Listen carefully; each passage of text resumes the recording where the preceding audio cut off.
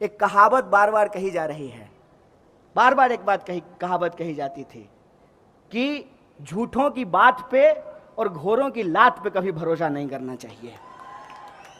अब ये झूठों की बात की जगह ये हो गई है कि भाजपा की बात पे और घोरे की लात पे कभी भरोसा नहीं करना चाहिए। अब टीवी पे अगर दिन रात आपको मोदी मोदी चलेगा तो आपके दिमाग में क्या लगेगा? आपको लगेगा कि इसके अलावा तो हिंदुस्तान में कोई है ही नहीं, यही हीरो है, यही है मेरा जूता है जापानी, इसी को प्रधानमंत्री चुनना चाहिए। यही हो रहा है कि नहीं हो रहा है? आपके साथ यही हो रहा है ना। अब दिन रात टीवी पे होगा मोदी मोदी, भोरे गुड मॉर्निंग फैमिली के व्हाट्सएप ग्रुप में मोदी, शाम को जो है गुड नाइट ससुराल के व्हाट्सएप ग्रुप में मोदी, पेट्रोल पंप पे मोदी, टीवी पे मोदी, पान दुकान पे मोदी, ऑफिस में मोदी। तो आपका दिमाग अपने आप कहने लगेगा मोदी मोदी मोदी। हजारों भाषाएं हैं हिंदुस्तान में, हजारों भाषाएं, हजारों संस्कृति हैं, हजारों बोलियां हैं और हजारों साल का इतिहास जिस देश के पास हो उस देश में अगर यह कहा जाता है मोदी नहीं तो कौन, यह शर्म की बात है। इस बात को आप अपने दिमाग में डाल लीजिए।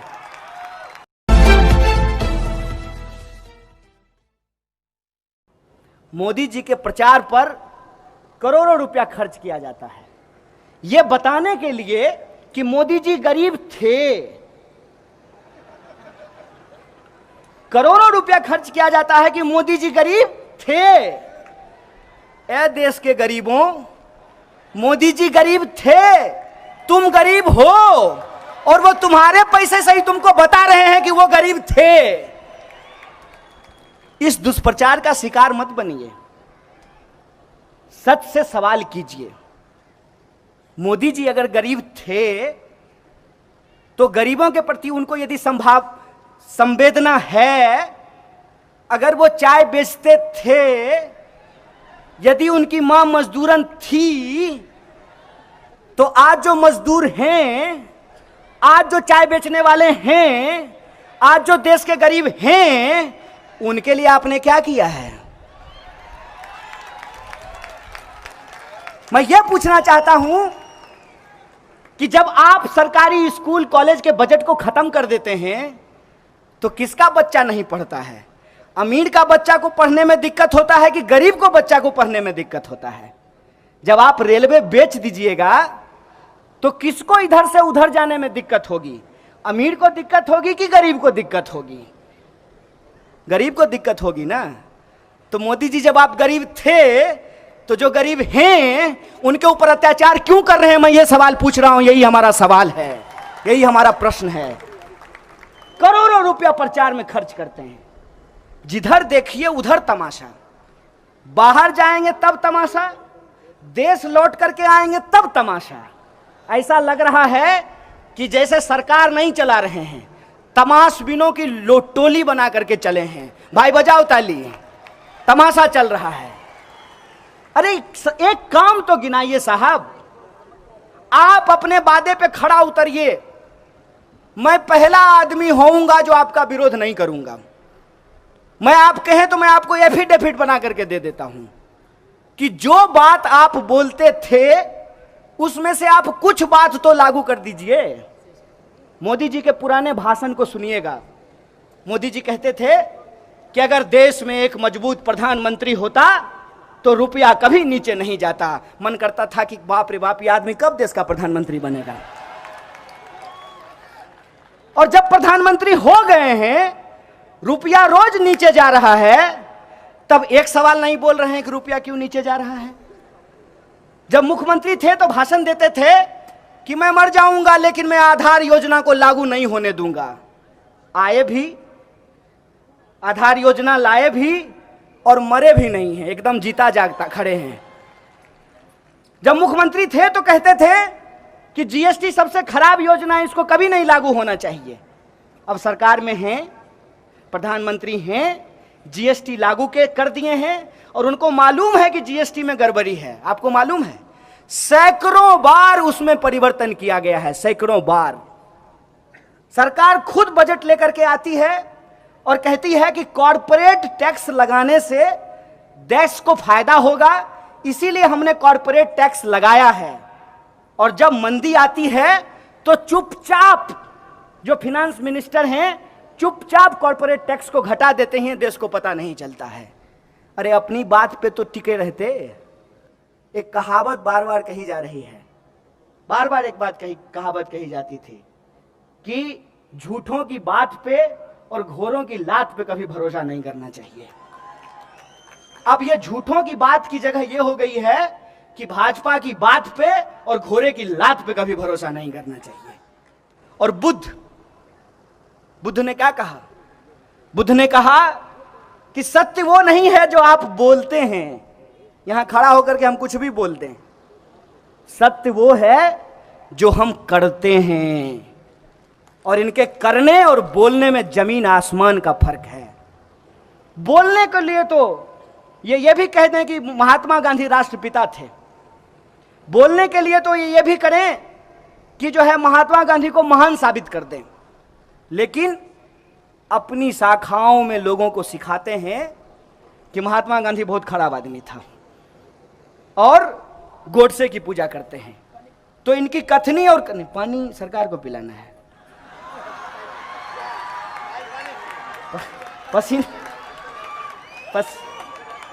मेहनत का पसीना है, टेंशन मत लीजिए।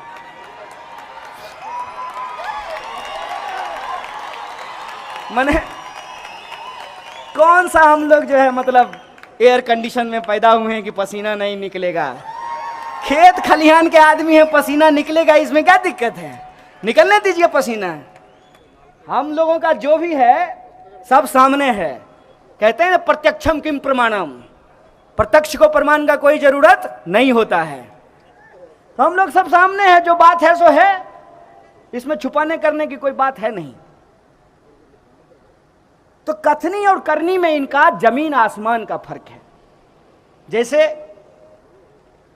आप एक चीज महसूस करते होंगे कि आज जो सच है उस सच को छुपाने के लिए एक झूठ का आडंबर रचा जा रहा है, बहुत बड़ा आडंबर रचा जा रहा है झूठ का।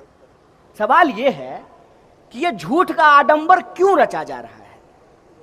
झूठ का आडंबर इसलिए रचा जा रहा है कि हर चुनाव में जब चुनाव आए तो बात इस पे नहीं हो कि कौन अच्छा है, बात इस पे हो मोदी नहीं तो कौन। आपने देखा होगा 2019 के चुनाव के वक्त भाजपा के लोगों के पास एक भी सवाल का जवाब नहीं था।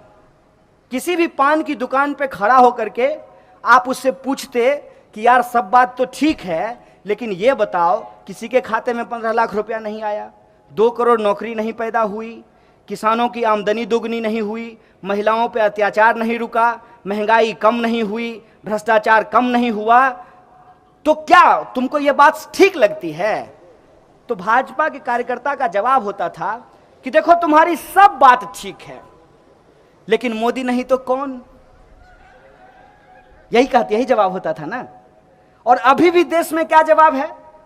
ठीक है, सरकार कोई काम नहीं कर रही है, मोदी नहीं तो कौन, यही पूछा जाता है ना। ये अपने आप तैयार नहीं हुआ है, इसको तैयार करने के लिए पैसा खर्च किया गया है, इन्वेस्टमेंट हुआ है। और इन्वेस्टमेंट कैसे होता है ये मैं बताता हूं। सिनेमा आप लोग देखते होंगे, हैं? सपोज कीजिए कि मेरे बाप के पास बहुत पैसा हो और हमको शौक हो हीरो होने का, तो मेरा बाप क्या करेगा? मेरा बाप किसी डायरेक्टर को पकड़ेगा, है सुनो एगो कहानी लिखवा के लाओ, मेरा बेटा हीरो होगा। हैं? हमको तो आप देख ही रहे हैं 5 फुट 5 इंच, हैं? तो हीरो जैसा हाइट तो मेरा है नहीं, लेकिन हमको हीरो होना है। तो हम हीरो कैसे होंगे? तो हम 4 फुट 5 इंच का आदमी खोज करके लाएंगे, तब न उसके सामने हम लंबा दिखेंगे। इस बात को समझ रहे हैं कि नहीं? कोई भी आप हिंदी सिनेमा का गाना देखिएगा, हीरोइन जैसी हो उससे ज्यादा खोज करके महिला को लाया जाता है। खराब मैं नहीं बोल रहा हूं, मैं खराब किसी को नहीं मानता हूं, लेकिन उससे तुलना में देखने में वो अच्छी ना लगे, और थोड़ा उसमें मेकअप, पाउडर, लिपस्टिक ये सब भी लगाया जाता है, और वो बेचारी अपना पीछे में ऐसे ऐसे कर रही है, तो सारे दर्शक का नजर किस पे रहता है? हीरो पे नहीं, हीरोइन पे नजर रहता है। अब पीछे में जो 20-25 को नाच रहा है उसको कोई नहीं देखता है, उसको 200 रुपया दे करके बुला लिया, उसको कोई नहीं देख रहा है। अब टीवी पे अगर दिन रात आपको मोदी मोदी चलेगा तो आपके दिमाग में क्या लगेगा? आपको लगेगा कि इसके अलावा तो हिंदुस्तान में कोई है ही नहीं, यही हीरो है, यही है मेरा जूता है जापानी, इसी को प्रधानमंत्री चुनना चाहिए। यही हो रहा है कि नहीं हो रहा है? आपके साथ यही हो रहा है ना। अब दिन रात टीवी पे होगा मोदी मोदी, भोरे गुड मॉर्निंग फैमिली के व्हाट्सएप ग्रुप में मोदी, और शाम को जो है गुड नाइट ससुराल के व्हाट्सएप ग्रुप में मोदी, पेट्रोल पंप पे मोदी, टीवी पे मोदी, पान दुकान पे मोदी, ऑफिस में मोदी, तो आपका दिमाग अपने आप कहने लगेगा मोदी मोदी मोदी। सिनेमा देखते हैं ना आप, इस प्रयोग को जाकर के कीजिएगा आज अपने घर में, कि एक गाना चलाइएगा और देखिएगा कि हीरो के पीछे में 50 को लौंडा नाच रहा है, एकदम बढ़िया कमर हिला रहा है, हो सकता है कि हीरो से ज्यादा अच्छा डांस कर रहा हो। कौन देखता है उसको? क्योंकि हीरो को इस तरीके से प्रोजेक्ट किया जाता है। ये जो सामने में कैमरा पे काम कर रहे हैं, ये लोग बहुत वैज्ञानिक लोग हैं, इनको बहुत नॉलेज है, आपको बता देंगे कि कैसे जो है पीछे बैठे हुए सब आदमी को ब्लर कर देंगे और मेरा ही मुंह रहेगा। तो आपको अगर यह लग रहा है कि आप प्रधानमंत्री चुन रहे हैं, ऐसा बिल्कुल भी नहीं है। आपसे यह सवाल किया गया है, क्वेश्चन भी सेट है और आंसर भी सेट है। देश का प्रधानमंत्री कौन होना चाहिए?